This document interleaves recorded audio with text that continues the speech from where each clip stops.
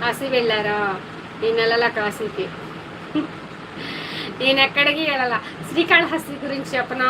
ఇది షార్ట్ వీడియోలో చెప్దాం అనుకున్నా, ఇప్పుడే చెప్పేసేస్తాను. వద్దు వద్దు, ఇప్పుడు చెప్పను, షార్ట్ వీడియోలో చెప్తా, నాకు ఉపయోగపడుద్ది. ఇప్పుడు చెప్పాను అనుకో, ఆల్రెడీ చెప్పేసానా, గుర్తు రావట్లా. సరే చెప్తానేనండి. నేను మా అత్తగారి ఇంటికి వెళ్ళినప్పుడు శ్రీకాళహస్తి, మా వారు ఎక్స్ట్రా మాలేసుకుంది అనమాట, అన్నీ తిరిగారు. నాకైతే తెలియదు.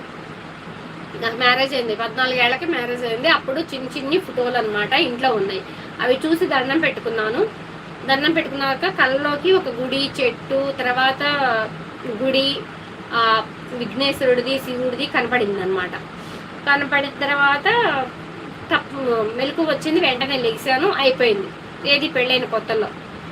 పెళ్ళైన 6 ఏళ్ల తర్వాత మా ఇంట్లో గొడవలు తగాదులు అవుతున్నాయి, ఇంకా ఎక్కువగా ఉంటున్నాయి. అదంతా అవుతుంటే మేము శ్రీకాళహస్తి వెళ్తే మంచిదే అని అన్నారు పూజ చేస్తే. సరేనని మా వారు నేను వెళ్ళామన్నమాట. ఫస్ట్ టైం అనమాట నేను అసలు శ్రీకాళహస్తి వెళ్ళటం. అక్కడ చెట్టు ఉందండి, ఇప్పుడు లేదా చెట్టు తీసేసారు. అప్పుడు నేను వెళ్ళినప్పుడు చెట్టు ఉంది.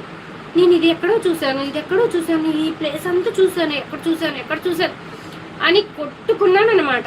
అది 6 ఏళ్ల క్రితమే నేను చూసేసాను, ఆ గుడి, ఆ చెట్టు, అదంతా. కానీ నేను పుట్టిన తర్వాత శ్రీకాళహస్తి వేయాలి, నిజం మాట్లాడాలంటే. అది ఎక్కడో చూశాను అని అనుకుంటున్నాను.